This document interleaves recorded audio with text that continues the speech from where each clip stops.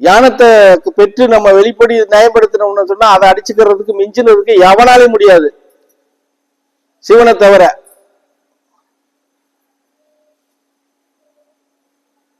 அப்போ அவ்வளவு பலம் உள்ள விஷயத்துக்குள்ள நமக்குள்ள பொக்கிஷத்தை மூடி வச்சுக்கிட்டு எனக்கு ஒன்னும் தெரியல, ஒன்னும் இல்லை, நான் கஷ்டப்படுறேன், வேதனைப்படுறேன்,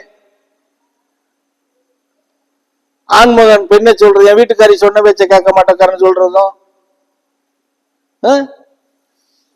பெண்ணு என் வீட்டுக்காரர் நான் சொல்ல பேச்ச கேட்க மாட்டாருன்னு சொல்றதும்,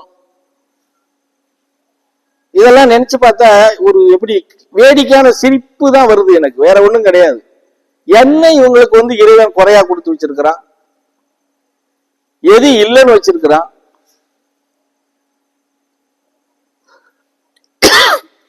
நீ நினைக்கலாம் என்கிட்ட பணம், இப்ப நான் எது இல்லைன்னா உடனே உங்களுக்கு என்ன வரும், என்கிட்ட பணம் இல்லை, நான் இல்லாம இருக்கிறேன்.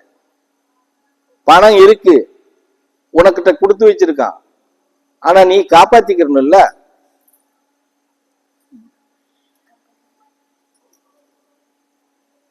நீ 50 ரூபாய்க்கு போறியோ 1000 ரூபாய்க்கு போறியோ உழைக்க போற. 500 ரூபாய் சம்பளம்னா 500 ரூபாய் நீ அப்படியே வீட்டுக்கு கொண்டு வந்து வைக்கணும் இல்ல. 500 ரூபாய் இல்ல 300 ரூபாய் ஆண்மை என்ன பண்றான், டானிக்கு கொண்டு போய் போட்டு வந்துடுறான். சரியா? அந்த 300 ரூபாய் வீட்டுக்கு வராதனால வெறும் 200 ரூபாய் வீட்டுக்கு வருது. திருப்பி 2 நாள் கழிச்சு அந்த 200 ரூபாயும் அங்கேயே போயிருது. பெண்ணாகப்பட்டவ என்ன செய்றா, இதை சமாளிக்கிறதுக்கு வயிறு பசின்னு ஒண்ணு இருக்குல்ல, தனக்கு பசிக்கிறது போக தான் புருஷனுக்கு தான் பிள்ளைகளுக்கு. அப்போ இங்க 100 ரூபாய், அங்க 200 ரூபாய், அங்க 1000 ரூபாய், அங்க 2000 ரூபாய் கடன் வாங்கிடுறாங்க. இந்த மாசம் இது கடன் வாங்கி செஞ்சிட்டோம்னா அடுத்த மாசம் என்ன வரும், இந்த வாங்கினவங்கள்ட்ட கொடுத்தாதானே அடுத்து கேட்டா கொடுப்பாங்க. அடுத்த மாசம் வாங்கின சம்பளத்தை அப்படியே கொடுத்துட்டு கையில் ஒண்ணும் இல்லாம நின்றுகிட்டு இருப்போம்.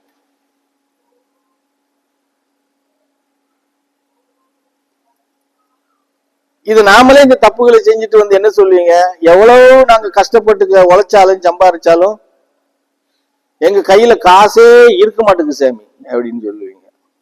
இதுக்கு சிரிக்கிறதா அழுகிறதா? நான் முன்னாடி சொன்னதை யோசிச்சுக்கிட்டு திருப்பி நீங்க இப்படி சொல்லும் போது என்ன செய்யலாம், இதுக்கு என்ன போல பரதேசி என்ன உங்களுக்கு வழிமுறையை காட்டி கொடுக்க முடியும்?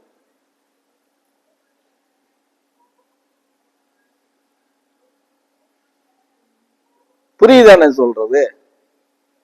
நமக்குள்ள நம்மளை பத்தி நம்மளுடைய மனநிலையில இருந்து நம்ம சீர்திருத்தம் பண்ணிக்கிறது தெரியாம, குறைஞ்சபட்சம் ஒரு வீட்டுல 4 பேர் 5 பேர் இருக்காங்கன்னு வச்சுக்கோங்க, 3 குழந்தைங்க 2 பேர் கணவன் மனைவி, அவருக்கு ஒரு 800 ரூபாயோ இல்ல 1000 ரூபாயோ சம்பளம் வருது, இந்த அம்மாவுக்கு ஒரு 400 ரூபாயோ 300 ரூபாயோ சம்பளம் வருது, 1300 ரூபான்னு வச்சுக்கிறோமே ஒரு நாளைக்கு. வாரத்துல 7 நாளா 6 நாளா சாமியா? அதாவது வாய் திறந்து சொல்லுங்க, சரியா? ஒரு நாளை விட்டுருவோம் ஓய்வுக்குன்னு சொல்லி. 6 நாளைக்கு என்னாச்சு, 1300 ரூபாய் கணக்கு.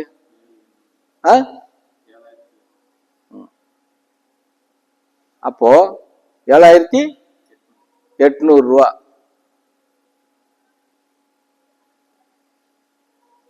ஒரு நாளைக்கு நீங்க 1000 ரூபாய் செலவு பண்ணா கூட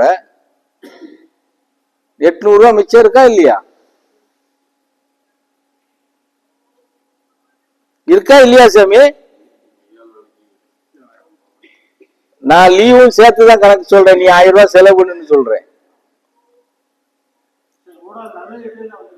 அந்த மயிலெல்லாம் அப்புறம் வச்சுக்கிறோம், நல்லது கெட்டதெல்லாம் நீயா உருவாக்கிக்கிறது. நல்லது கெட்டது அது தானாவா வரப்போகுது?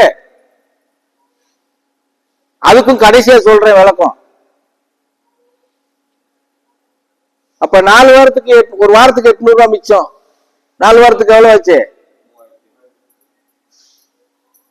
மாசத்துல 3500 ரூபாய் நீ மிச்சம் வைக்க முடியுமா முடியாதா?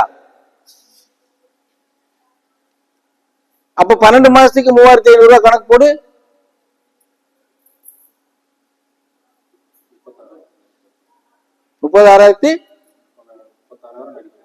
36,000 ரூபாய்.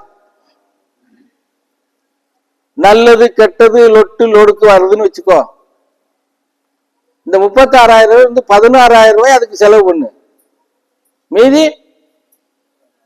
20,000 நிக்க வைக்கலாம்ல. எல்லாம் மயிரும் அந்த 15க்குள்ளதான். இதெல்லாம் நாங்க சொல்றதுக்கு நம்ம இதான் சொல்றல, உங்களை நீங்க ஏமாத்திக்கிறதுக்காக சொல்ற விதிமுறைகள். நீங்க உடம்புக்கு சரியில்லாம போயிரும் நீ ஏன் நினைக்க?